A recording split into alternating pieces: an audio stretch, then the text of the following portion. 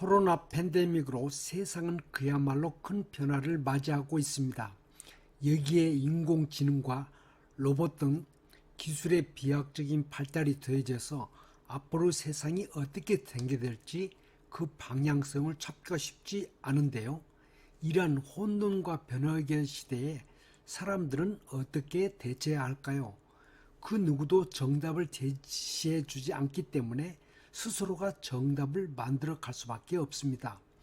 해결책을 제시해 주는 마땅한 정답 또한 없다는데 문제의 심각성이 있죠. 세상에는 세 가지 종류의 문제가 있다고 합니다. 하나는 정답을 갖는 단순한 문제, 두 번째는 당장 해결이 어렵더라도 시간이 걸리면 언젠가는 정답을 이끌어낼 수 있는 복잡한 문제, 세 번째는 원래 정답이 없는 고약한 문제로 나눌 수가 있습니다. 지금까지는 문제에 대한 정답이 있었기 때문에 사람들은 답을 구하는 방식으로 살아왔습니다. 그러나 이제는 답을 알고 있는 문제를 푸는 방법, 다시 말해서 공식을 외우거나 익혀서 답을 도출하는 패턴으로는 살아남기가 어렵죠. 학교나 학원 등의 교육 현장에서 가르쳐 주는 것은 정답을 알고 있는 단순한 문제들이었지만 앞으로의 세상에서는 답을 알 수 없는 고약한 문제 같은 것들이 더 많이 발생할 것입니다. 그렇다면 고약한 문제를 어떻게 하면 해결할 수가 있을까요? 그것은 정답을 찾는 것이 아니라 선택한 길을 스스로 정답으로 만들어가는 유연한 사고방식을 가져야 합니다. 미래의 세계는 정답을 찾으려고 하면 할수록 더 많은 모순이나 트레이드오프에 빠져들게 되죠. 그러므로 자신이 갖고 있는 기존의 생각을 고집하지 말고 다른 사람들의 상호 가치관을 받아들이고 공감과 합의를 형성하면서 납득할 수 있는 답을 만들어 갈 필요가 있습니다.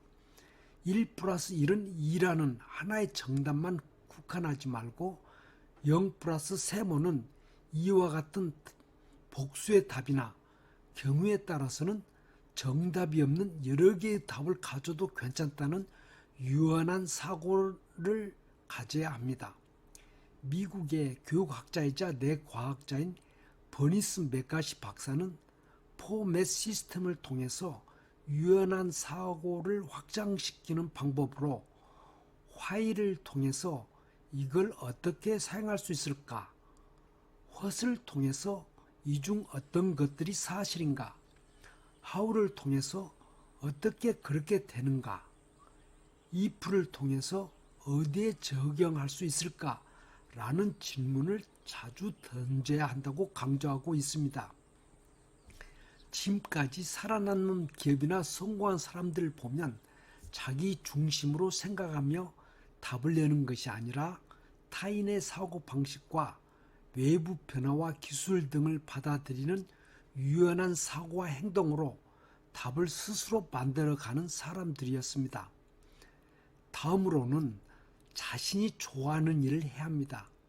좋아하지 않으면 중도에 포기하거나 실증을 내기가 쉽게 되죠. 사람은 좋아하는 일에만 진심을 가질 수가 있습니다. 좋아하는 목표가 생겨나면 스스로 움직이며 실행할 수가 있죠. 문제가 있더라도 그때마다 스스로 결단하고 의사결정을 내립니다.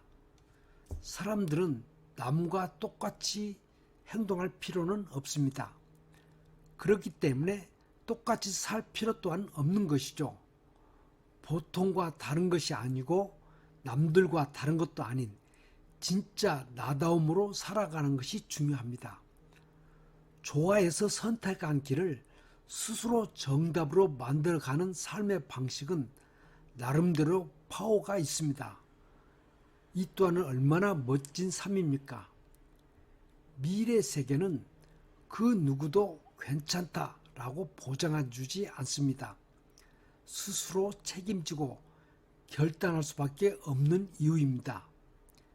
10년 앞을 내다보는 것이 어려운 시대이기 때문에 비전이나 정답이 없어도 크게 문제가 될 것이 없습니다. 중요한 것은 정답이 아니어도 나름대로의 정보를 취사 선택하여 유연하게 행동으로 바꾸고 자신이 좋아하는 일을 계속해 나가는 것입니다.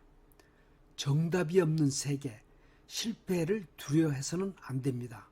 시행착오를 거듭하면서 나는 이렇게 해야 한다고 생각한다 라는 결단을 할 수 있어야 합니다. 이상 끝까지 살아남기의 최기련 박사였습니다. 감사합니다.